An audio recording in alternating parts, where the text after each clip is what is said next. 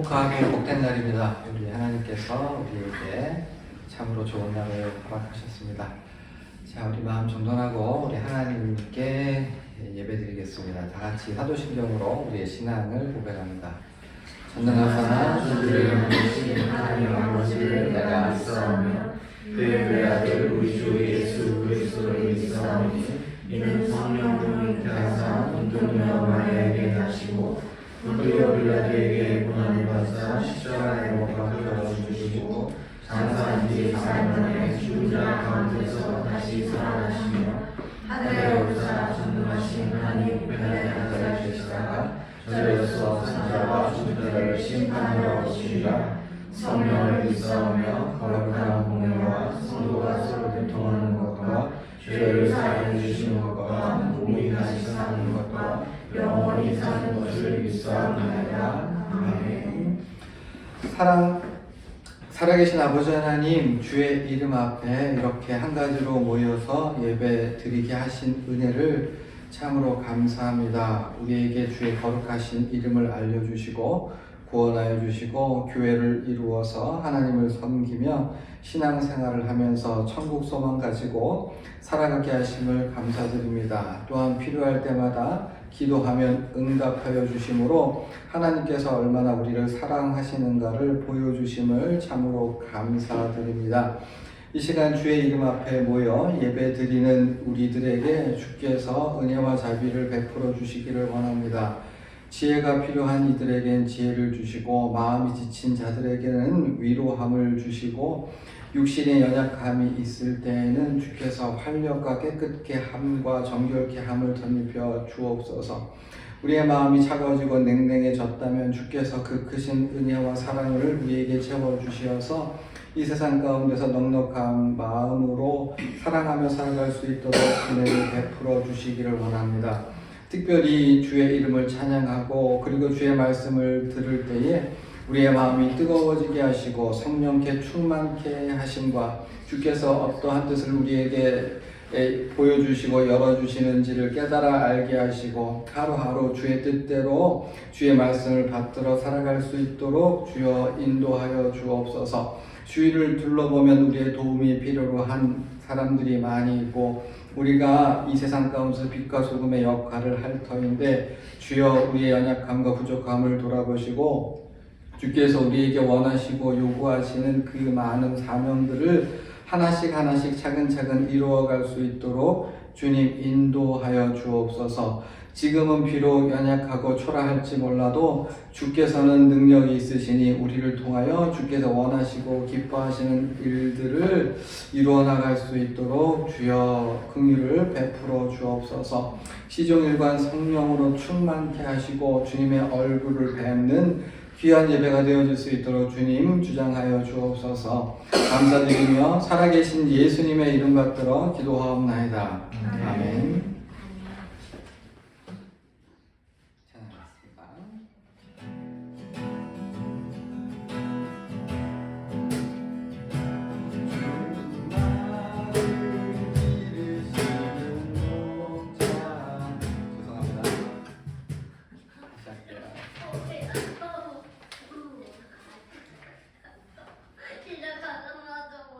찬양하겠습니다.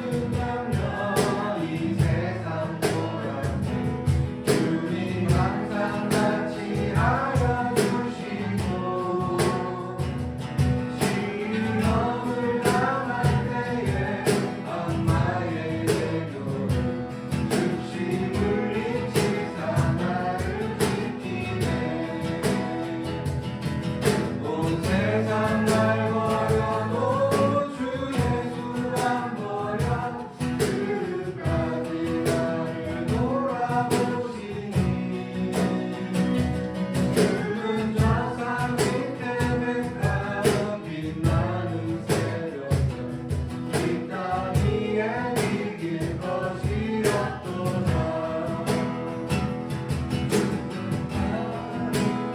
이르시는 목자여 나는 주님의 귀한 어린 양 푸른 풀과 맑은 시내 물가 나를 인도하여 주신다. 주는 나의 좋은 목자 나는 그의 어린 양 저를 따라 돌을 먹여주시니 내게 부족한 전혀 없어라. 예쁜 새들을 노래하는 아침과 오늘 비키는 고운 황혼에 사랑하는 나의 목자를 전해 나를 언제나 불러주신다. 주는 나의 좋은 목자 나는 그의 어린 양 저를 따라 돌을 먹여주시니 내게 부족한 전혀 없어라. 내 영혼이 종이여 주 완전히 얻고 보니 슬픔 많은 이 세상도 천국으로 와보라. 할렐루야 찬양하네 내 모든 죄 사함받고 주 예수와 동행하니 그 어디나 하늘나라.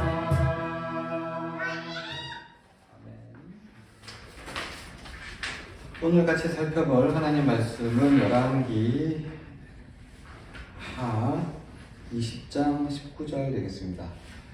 열왕기 하 20장 19절 한 절이고요. 히스기야가 이사야에게 이르되 당신이 전한 바 여호와의 말씀이 선하니이다 하고 또 이르되 만일 내가 사는 날에 태평과 진실이 있을진데 어찌 선하지 아니하리오 하니라.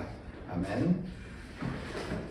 열왕기하 18장, 19장, 20장 그래서 총 3장은요 히스기야 왕을 주인공으로 한 이야기입니다. 히스기야에 관한 이야기가 18장, 19장, 20장까지 총 3장에 걸쳐서 꽤 자세하게 여러 가지 에피소드를 이야기하고 있는데 우리 어린이 예배의 설교는 아주 단순화시켜서 이제 히스기야의 영웅적인 모습만을 부각시켜서 이제 살펴봤는데 사실은 모든 성경 인물들이 다 그러하듯이 음과 양이 있고 장단이 있고 공과 과가 있어요.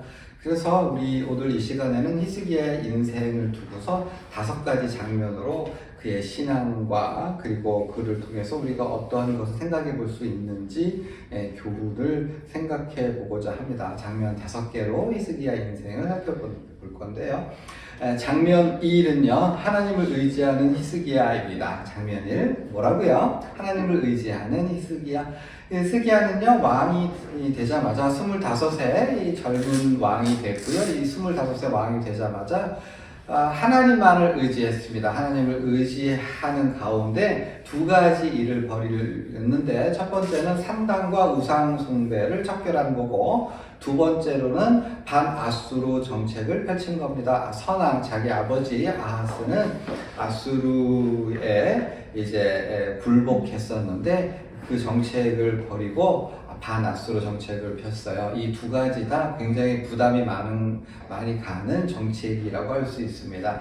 산당을 없애고 이제 우상 숭배했었던 모든 것들을 척결했는데요. 이게 굉장히 어려운 일입니다. 왜요? 백성들이 좋아했을까요? 싫어했을까요? 산당들을 없앴을 때 백성들은 굉장히 싫어했을 겁니다. 야, 지금까지 우리가 다녔던 산당을 왜 없애느냐, 이거 왜 우리 불편하게 만드냐, 힘들게 만드냐, 지금까지 수십 년간 우리가 여기서 예배드리고 다 했는데, 야, 불편하게 예루살렘까지 어떻게 가? 이런 불평들이 굉장히 많았을 거고, 그리고 사실 산당이라고 하는 것은 그냥 예배만 드리는 것이 아니라 각 지역에 흩어졌었기 때문에 그러니까 국가와 관련한 행정력을 가지고 있었던 지방 거점이라고 할 수 있어요. 어떤 예를 들어서 징집을 한다거나 아니면 새로운 소식을 전하거나 해서 우리 동사무소 같은 역할도 할 수 있었는데 그거 다 포기한 거예요. 백성들이 비난하는 거, 그 다음에 이제 국가적으로 편리한 행정을 발휘할 수 있는 기관을 없애는 굉장히 큰 모험이라고 할 수 있었는데, 그럼에도 불구하고 내가 사람한테 인기를 얻는 것보다 뭐가 중요해? 하나님께 인정받는 거, 하나님의 뜻을 행하는 것이 중요하다고 해서 이제 우상 숭배와 산당들을 다 없앴고, 그리고 아수르는 당시에 가장 강력한, 그 나라와 싸워서 단 하나라도 한 국가도 살아남지 못했던 아주 최강의 국가였고 군국주의 국가였어요. 국가 자체가 하나의 군대와 같은 체계를 가진 무식하고 용감하고 잔혹하고 잔인한 나라였죠. 그래서 아무도 살아남지 못했는데 그럼에도 불구하고 하나님을 의지했기 때문에 이제 히스기야는 반아수르 정책을 펼칠 수 있었던 거고요. 그때를 총괄해서 성경 기자는 뭐라고요? 히스기야가 어디로 가든지 형통케 하셨더라. 다윗에게 붙었던 전형적인 어구를 붙여서 히스기야가 형통했다. 그렇게 이제 히스기야의 인생의 초기를 정리했고요. 장면 두 번째는요. 장면이 굴복하는 히스기야입니다. 여러분 신앙생활 잘하고 하나님 말씀 잘 듣고 헌금도 잘하고 예배도 잘하고 그 직장도 잘 다니고 그렇게 해도 위기가 있습니까? 없습니까? 있습니다. 아수르가 침공을 했어요. 하나님 말씀 잘 지켰는데 그럼에도 불구하고 위기가 닥쳐왔습니다. 그때 히스기야는 어떻게 합니까? 굴복합니다. 이거에 대해서 과정이나 상황을 자세하게 소개하진 않고 아주 간단하게 요약하는데요. 히스기야가요 아수르 왕한테 싹싹 빌어요. 손이 발이 되도록 빌고 제발 살려주세요 이렇게 얘기를 하고, 그리고 아수르 왕은 이제 배상금을 묻습니다. 배상금을 굉장히 많이 요구해서 구체적인 숫자는 뭐 정리할 필요는 없고 하도 얼마나 많이 요구를 했던지 자기 왕궁에 있던 곳간을 다 비웠고, 그것도 모자라서 성전 곳간을 비웠고, 그것도 모자라서 어떻게 해요? 성전의 문 그리고 왕실의 이 기둥에 있는 황금까지 다 벗겨가지고 인테리어 했던 금들 다 벗겨서 싹 바쳤습니다. 성서 기자는요 이거에 대해서 되게 비난도 하지 않아요. 그리고 자세한 설명도 안 하고 단지 비난하지 않지만 한 가지 여기서 우리가 찾아볼 수 있는 건, 그렇게 해결이 됐을까요? 해결이 안 됐습니다. 속옷까지 벗어줘도 마귀는 결코 만족함이 없죠. 그 이상을 요구합니다. 이자를 아무리 성실하게 내도 원금을 갚지 않는 한 어떻게 됩니까? 그 굴레에서 벗어날 수 없죠. 빨리 빚 갚아야 됩니다. 그죠? 그런데 이제 마귀가, 그러니까 신앙적으로 해결되지 않는다면 잠시 뭘 이렇게 막아놓고 이렇게 정리된 것 같지만 그 근본을 해결하지 않으면 신앙적인 굴복, 그거는 해결책이 될 수 없다는 걸 보여주죠. 그래서 장면 3으로 넘어가요. 뭐죠? 매달리는 히스기야 싹싹 긁어가지고 동전 하나까지 다 바쳤지만 결국 아수르 군대가 예루살렘까지 와가지고 포위합니다. 어떻게 하려고요? 모든 나라를 망하게 했던 것처럼 우리가 이 나라도 망하게 하겠다. 아수르는 어떠한 정책을 펼쳤냐 하면 북이스라엘의 경우가 대표적으로 그건데 그 왕국을 망하게 만들어요. 그리고 거기에 있는 주민들을 싹 들어서 외국으로 옮겨요. 그리고 외국에 있던 사람들을 거기다 다시 식민하는 거예요. 그래서 완전히 다른 백성들이 그 나라에서 살도록. 그러니까 마찬가지로 우리가 유대도 완전히 유다 국가도 완전히 망하게 한 다음에 그것을 다른 민족으로 채우겠다. 뭐 그러한 생각을 가지고 이 얘기를 한 거죠. 그래서 강하게 압박을 했고 이제 그 장수들은 조롱하고 모욕하고 협박했습니다. 너희들 조만간 너희들은 너희가 싼 똥을 먹게 될 거고 너희가 싼 소변을 먹게 될 거야. 조금만 기다려라 라고 하면서 협박을 했고요. 그때에 히스기야 왕은 어떻게 합니까? 이전과는 다르게 신앙적으로 하나님께 매달립니다. 자기 옷을 찢고요. 붉은 배를 입고 그리고 선지자 이사야에게 기도 부탁을 합니다. 아기를 낳아야 되는데 아기를 낳을 힘이 없는 여인의 처지가 바로 우리입니다. 제발 하나님께 기도해 주십시오. 그렇게 부탁을 하고 있는 와중에 아수르의 왕 사네립이 협박 편지를 한 통 보냅니다. 뭐라고요? 세상의 그 어느 나라의 신도 내가 그 나라를 정복할 때에 나를 막은 신이 없었다. 너희가 섬기는 여호와도 결국 별 볼 일 없어 라고 하는 편지를 보냈던 거죠. 히스기야가 그 편지를 받았어요. 손이 떨리지 않았겠습니까? 그 편지를 그대로 안고 하나님의 성전으로 올라갔습니다. 그리고 하나님 앞에 그 편지를 쫙 펼쳤어요. 그리고 기도를 하죠. 살아계신 하나님 아버지, 이 편지를 보세요. 세상의 모든 신은 가짜이기 때문에 자기 나라 백성을 지키지 못했지만 우리가 섬기는 하나님은 참으로 살아계신 하나님, 역사하시는 하나님이시니 우리를 지키시고 보호하셔서 세상 모든 사람들이 참으로 여호와 하나님은 살아계신 하나님이시다 라고 하는 걸 볼 수 있게 해주세요. 그렇게 기도를 했고 그리고 그날 밤 무슨 일이 일어났을까요? 여호와의 사자가 아수르 군대 18만 5천 명을 하룻밤에 다 죽게 만들었습니다. 역사학의 아버지 헤로도토스라고 하는 역사학자는요, 이 사건에 대해서 언급하고 있는데 이렇게 언급해요. 쥐들이 아수르의 군인들의 살을 갉아먹었고 그로 말미암아서 전염병이 퍼져서 하루아침에 다 죽었다. 하지만 성경은 아주 디테일하게 설명하진 않고 다만 여호와의 사자가 쳤고 아침에 일어났더니 18만 5천 명이 다 송장이 되었더라. 그리고 얼굴이 벌겋게 무한해진 그 아수르 왕 산헤립은 자기 고향 땅 니느웨로 갔고 거기에서 반역을 만나서 암살을 당하게 됩니다. 그죠? 세 번째 장면 뭐죠? 매달리는 히스기야와 그리고 하나님께서는 응답하심을 우리는 찾아볼 수 있고요. 장면 4로 가면요, 이제 좀 다른 이야기인데 이제 체념하는 히스기야 이야기인데요. 20장의 내용입니다. 20장의 내용에 보시면 히스기야가 병이 들었습니다. 병이 들었고 병이 들어서 발을 동동 구르고 있는데 이사야가 말씀을 전했어요. 네가 죽고 살지 못할 거야. 그러니 집안일을 정리하렴. 왕권 후계자를 누구로 할지, 이제 인사관계라든지 뭐 이런 걸 정리하라 얘기했어요. 그때 히스기야가 어떻게 했겠습니까? 벽을 향해서 통곡하여 울면서 기도합니다. 벽을 봤다는 건 다른 아무런 대책을 강구하지 않고 오직 하나님 앞에서만 그 해결 방법을 찾겠다라고 하는 거예요. 하나님, 내가 열심히 살았습니다. 제발 제가 살았던 모습을 기억해 주시고 이번 한 번만 살려주십시오. 하나님께서 응답을 하셨을까요? 안 하셨을까요? 당연히 그렇게 간절하게 기도했을 때 응답하여 주셨어요. 뭐라고요? 내가 내 눈물과 내 기도를 들었다라고 말씀하시고 그로 말미암아 몇 년? 15년의 생명을 연장시켜 주셨습니다.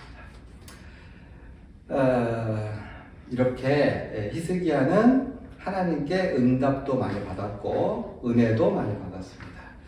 사랑하는 여러분, 은혜를 많이 받고 축복을 많이 받고 은혜를 많이 받았을 때 사람들이 뭐해지기 쉬운 것 같아요?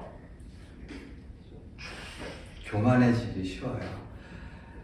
위대한 주의 종들, 정말 놀라운 은사를 가진 권세, 권능 가진 분들이 넘어지는 이유가 뭐죠?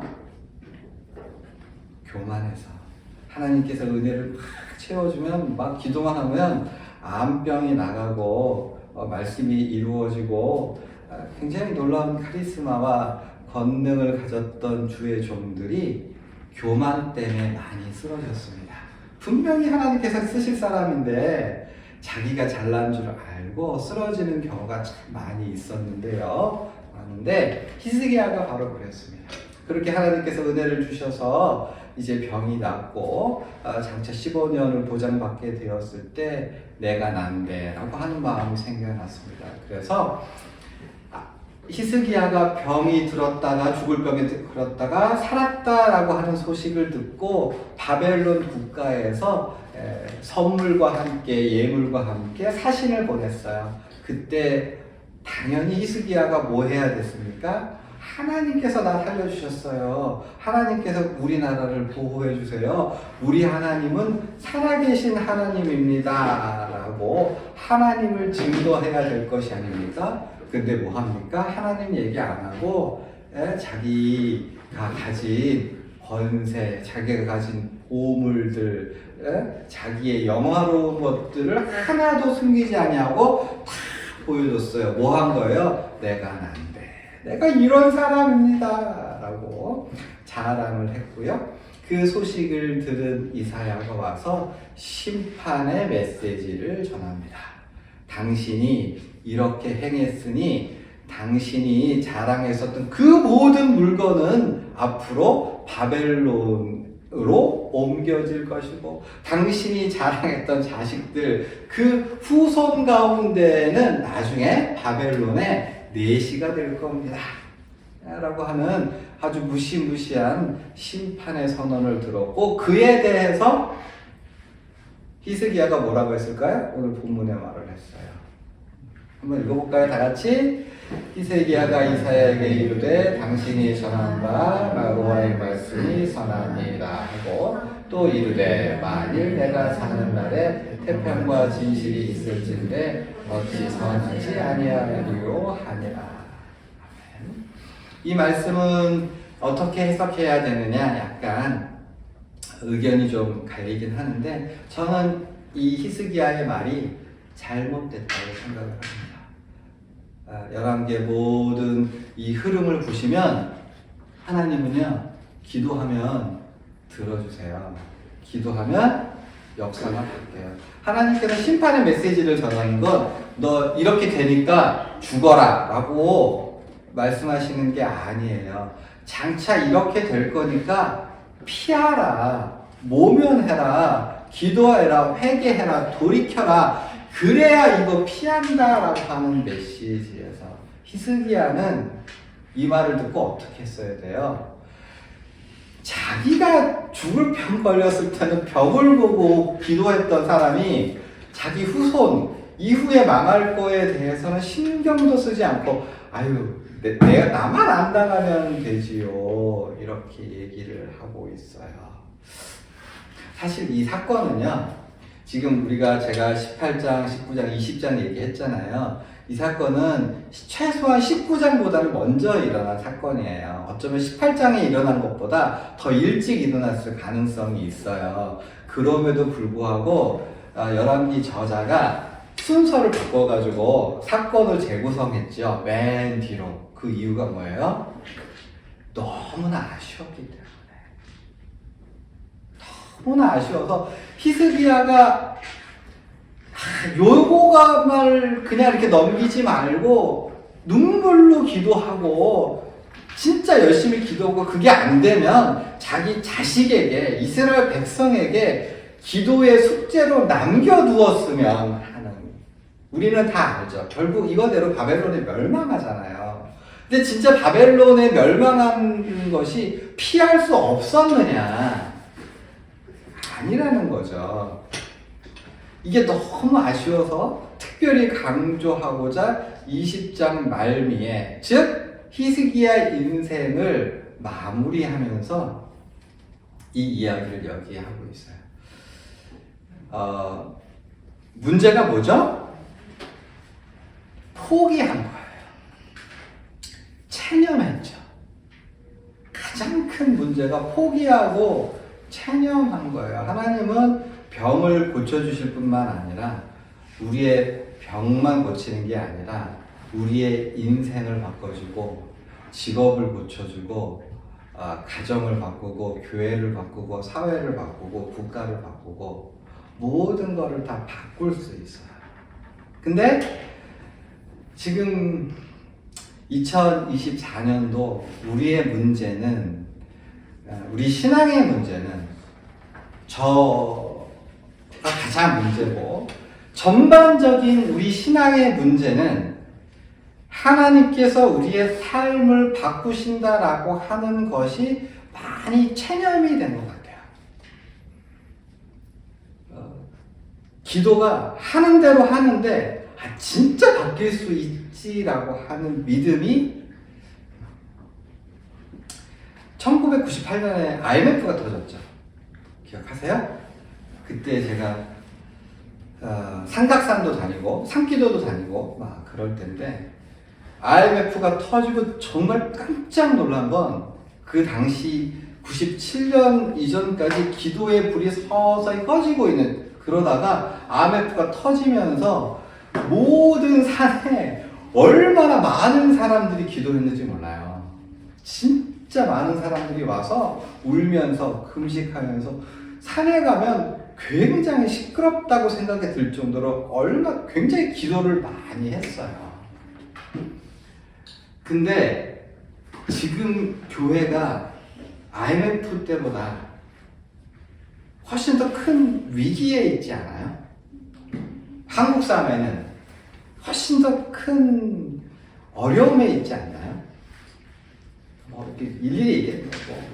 무슨 정치, 무슨 인구, 학생들, 그 다음에 이제 이 출생률, 결혼, 사회 문제 할 것 없이 할 때, 그런데 그것보다 훨씬 더 큰 문제는 기도하는 우리의 마음에 뭐가 변할 수 있다는 가능성에 대해서, 잘못 가고 있는 것을 고정값으로 변하지 않을 그런 기대가 별로 없는 것이 가장 큰 문제가 아니에요.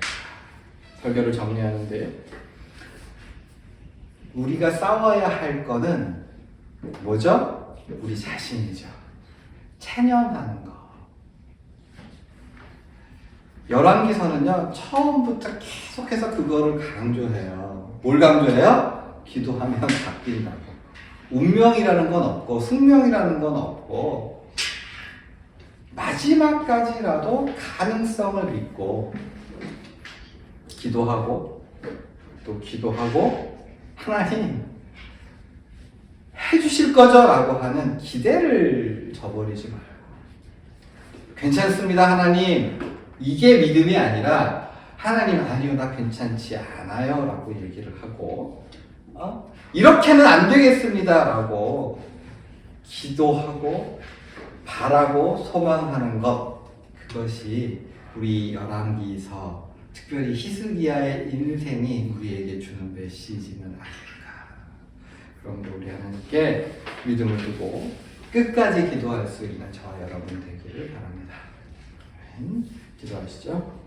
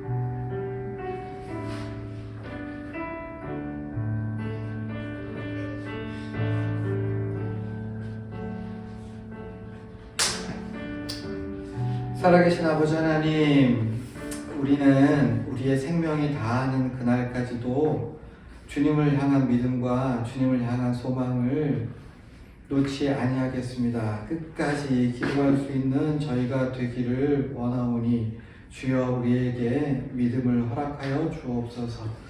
감사드리며 살아계신 예수님의 이름 받들어 기도하옵나이다. 아멘. 하늘에 계신 우리 아버지여, 이름이 거룩히 여김을 받으시오며 나라가 임하시오며 뜻이 하늘에서 이루어질 것 같이 땅에서도 이루어집니다.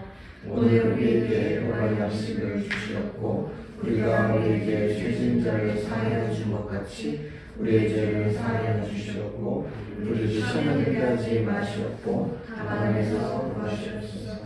나라와 권세와 영광이 아버지께 영원히 있사옵나이다.